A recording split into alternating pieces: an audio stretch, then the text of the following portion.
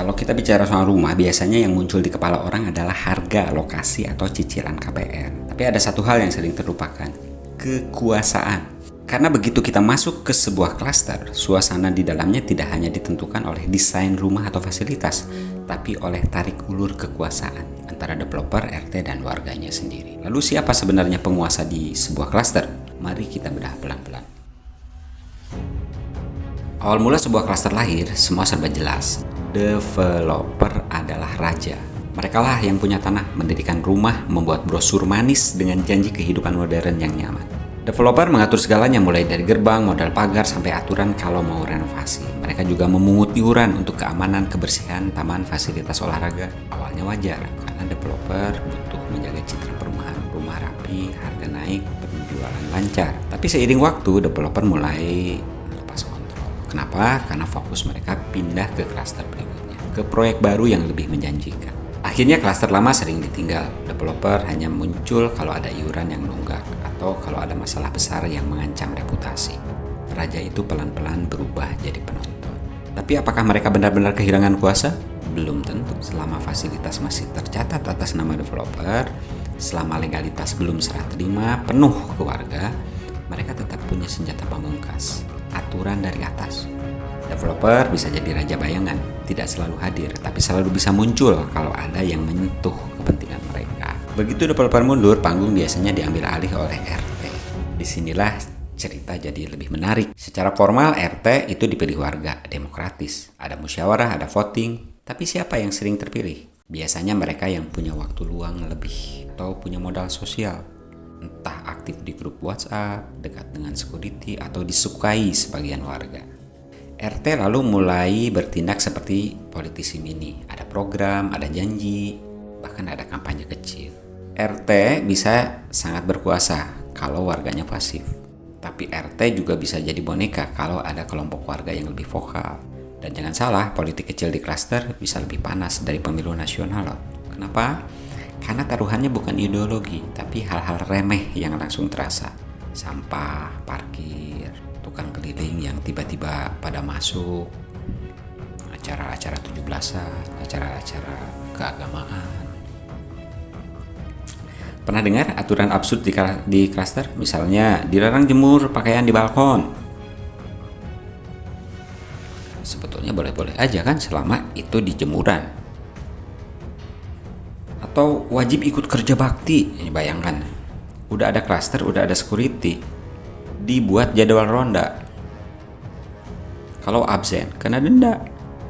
Pernah dengar yang kayak gitu? Itulah hasil tarik-menarik antara kepentingan RT dan tekanan sosial dari warganya. Di atas kertas, pemilik sebenarnya klaster adalah warga.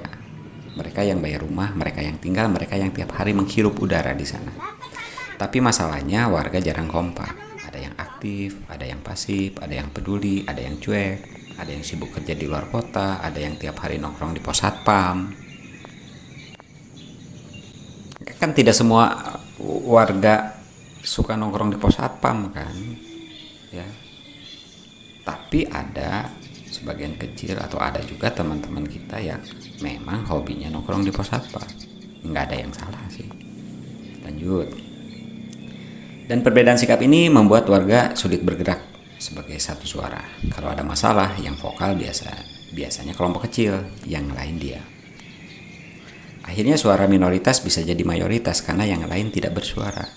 Inilah kenapa sering muncul keputusan aneh, aturan ngawur atau iuran yang terasa tidak adil. Warga sebenarnya punya kuasa penuh, tapi tanpa organisasi kuasa itu pecah jadi serpihan, tidak bergigi.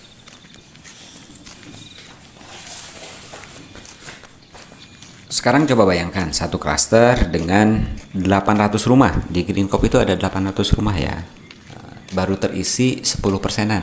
Jadi bayangkan betapa nyamannya kami hari ini. Jadi cerita ini tidak dibuat berdasarkan ceritanya tadi klaster kami ya. Karena kalau di kami itu ada 800 rumah yang baru terisi baru 10%. Jadi di sini benar-benar seperti tinggal di dalam resort. Nyaman. Beli satu rumah serasa dapat satu blok. Beneran. Lanjut.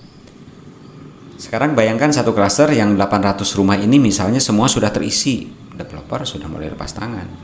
RT pada akhirnya punya kuasa lebih besar.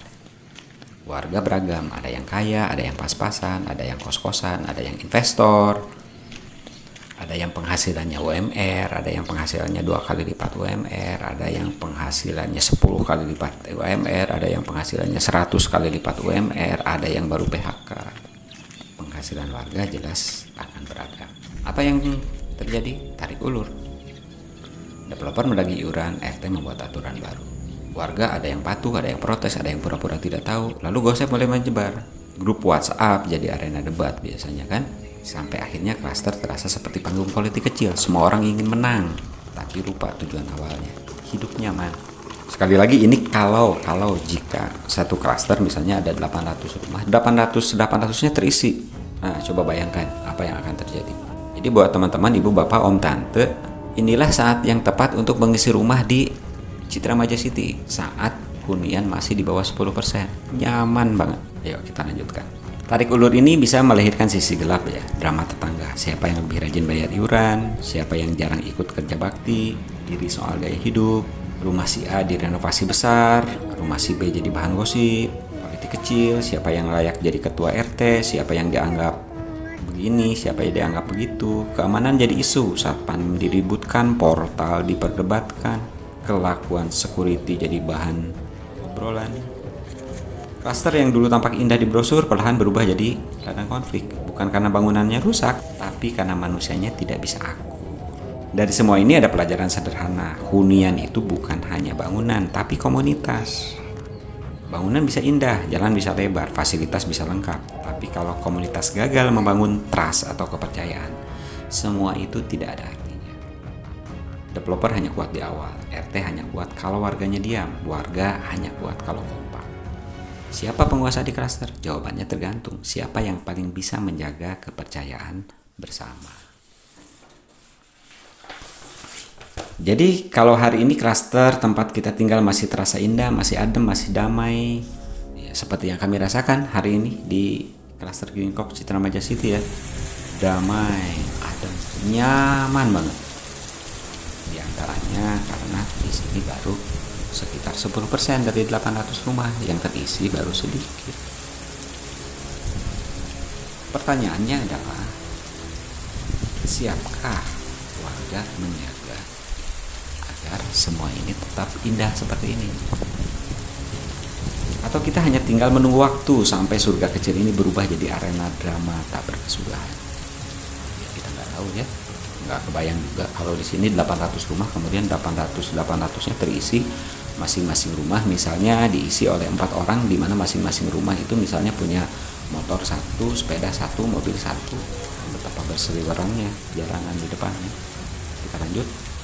Karena ujungnya kekuasaan itu sederhana, yang paling kompak di arah penguasa. Dan kalau warga tidak peduli, jangan kaget kalau rumah yang kita beli dengan susah payah akhirnya dikuasai oleh segelintir orang yang lebih tepat. Jangan pernah lupa, rumah adalah milikmu, tapi suasana klaster adalah hasil pilihan.